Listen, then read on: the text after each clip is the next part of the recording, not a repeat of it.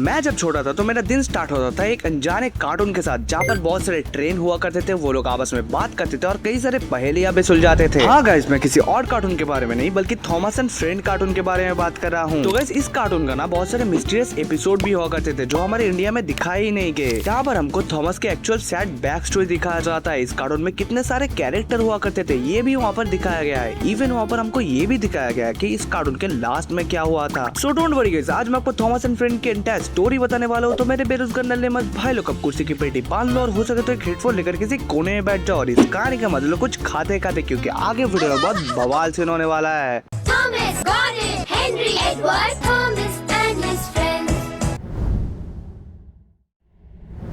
कहानी की शुरुआत होती है एक उजाले दिन से और इस आइलैंड का नाम सोडोर है, जहाँ पर ये सभी ट्रेन एक साथ रहते थे। सोडोर आइलैंड पर यहाँ पर सब कुछ नॉर्मल चल रहा था, तभी यहाँ पर एंट्री होती है ग्रीन इंजन जिसका नाम होता है LBSC-70। यही हमारा थॉमस है। तो उसके बाद थॉमस को ले जाया जाता है सैड तूफान हेड के पास। एक्चुअली ये बंदा यहाँ का मालिक होता है। एक्चुअली थॉमस बहुत ही छोटा इंजन हुआ करता था, इसके लिए थॉमस को एक छोटा काम दिया गया, डब्बे इधर उधर करने का। और यहाँ पर बहुत से ट्रेन हुआ करते थे जिनमें से एक एक करके मैं आपको एक्सप्लेन करता हूँ। एडवर्ड सबसे पुराना और समझदार इंजन जो थॉमस को मेंटर बनता है आगे जाके। गॉर्डन सोडर का सबसे बड़ा और घमंडी इंजन, वो थॉमस को छोटा इंजन कहकर चिढ़ाता है। हेनरी वो इंजन जो बारिश से डरता था और टनल में छुप जाता था। जेम्स जो उस वक्त का सबसे सुंदर और ओवर कॉन्फिडेंट ट्रेन हुआ करता था। थॉमस हर सुबह गॉर्डन को उठाने के लिए जोर जोर से व्हिसल बजाता था और इसी चीज से गुस्सा होकर गॉर्डन यहाँ पर डिसाइड करता है कि वो थॉमस से बदला लेगा। एक दिन ये बुरा ट्रेन यानी कि गॉर्डन गुस्से में क्या करता है, थॉमस को अपने पीछे हुक कर लेता है और बिना रुके एक्सप्रेस को स्पीड से भगाता है। थॉमस चिल्लाता रहता है, गॉर्डन नहीं रुकता है। जब थॉमस रुकता है तो वो बुरी तरह थक चुका था यहाँ पर। और यहाँ पर पहली बार थॉमस यहाँ पर सीख लेता है बड़े इंजन से कभी पंगा लेना नहीं चाहिए, नहीं तो वो महंगा पड़ता है। तो उसके बाद क्या होता है, थॉमस को लगता है कि कोचेस खींचना बहुत ही आसान होता है। एक दिन वो क्या करता है कि एडवर्ड के डिब्बे लेकर खुद ही निकल जाता है लोगों को डिलीवरी देने के लिए, लेकिन उसे नहीं पता था कि डब्बे बहुत ही शरारती होते हैं। तो ये शरारती डब्बे थॉमस को बहुत ही धक्का देने लगते हैं और बाहर से थॉमस अपना कंट्रोल खो देता है। थॉमस को इसी पोजीशन में समझ नहीं आ रहा था कि वो यहाँ पर क्या करेगा। लास्ट में जाकर वो क्रैश होते होते बचता है। सैड तूफान हेड उसको बहुत ही डांटता है और थॉमस को समझाता है कि सोडोर पर इंजन बनना उतना भी आसान नहीं है। उसके बाद हम देखते हैं वही घमंडी ट्रेन मतलब जेम्स उन्हीं शरारती डिब्बे को लेकर डिलीवरी देने जा रहा था और बीच रास्ते में उसका ब्रेक फेल हो जाता है और ये सब कुछ हमारे थॉमस को पता चल गया था। तो थॉमस निकल जाता है जेम्स को बचाने के लिए और बीच रास्ते में थॉमस यहाँ पर उसको हेल्प करने की बहुत ही कोशिश करता है, लेकिन ये शरारती डिब्बे यहाँ पर कुछ करने ही नहीं देते हैं। थॉमस यहाँ पर अपनी पूरी जान लगा देता है जेम्स को बचाने के लिए, लेकिन लास्ट में जेम्स यहाँ पर क्रैश हो जाता है। तो उसके बाद जेम्स को रिपेयरिंग के लिए भेजा जाता है, जहाँ पर उसको एक न्यू कलर मिलता है। ये सब कुछ सर तूफान हेड को पता लगने के बाद थॉमस को वो बुलाते हैं और थॉमस की बहादुरी देखकर वो बहुत ही खुश हो जाते हैं और इसीलिए थॉमस को न्यू कलर दिया जाता है। उसको न्यू नंबर भी मिलता है, नंबर 1। और लास्ट में यहाँ पर थॉमस को खुद की न्यू ब्रांच लाइन भी मिलता है। तो उसके बाद हम देखते हैं कैनाफोर्ट स्टेशन पर थॉमस हमेशा की तरह अपने नंबर 1 होने का गर्व करता है और आज थोड़ा मजाकिया मूड में गॉर्डन की मजाक उड़ाने के लिए एक्सप्रेस कोच के साथ वो थोड़ा छेड़छाड़ करता है। लेकिन दोस्तों मजाक तब सीरियस हो जाता है जब थॉमस की गलती से एक ट्रैक स्विच गलत कर देता है। थॉमस की इसी छोटी गलती की वजह से यहाँ पर एक बहुत ही बड़ा एक्सीडेंट हो जाता है। यहाँ हम देखते हैं सर तूफान हेड गुस्से के मारे में थॉमस को रियली यूजफुल इंजन नहीं बल्कि एक नौसिखिया बोलते हैं। सजा के तौर पर थॉमस को उसकी प्यारी मेन लाइन छोड़ना पड़ता है और उसको फिर से दूसरे साइड डिब्बे इधर उधर करने के लिए भेज दिया जाता है। थॉमस के लिए ये सिर्फ एक ट्रांसफर नहीं था बल्कि उसके सेल्फ रिस्पेक्ट पर बहुत ही बड़ी चोट थी ये। और दूसरे साइड काम पर पहुंचकर थॉमस की मुलाकात होती है स्मॉल रेलवे इंजन से, रेक्स, बर्ट और माइक। इन्हें देखकर थॉमस का पुराना घमंड फिर से जाग जाता है। वो इनका मजाक उड़ाते हैं क्योंकि वो साइज में बहुत ही छोटे होते हैं, लेकिन ये तीनों इंजन थॉमस को दिखाते हैं कि साइज डज नॉट मैटर।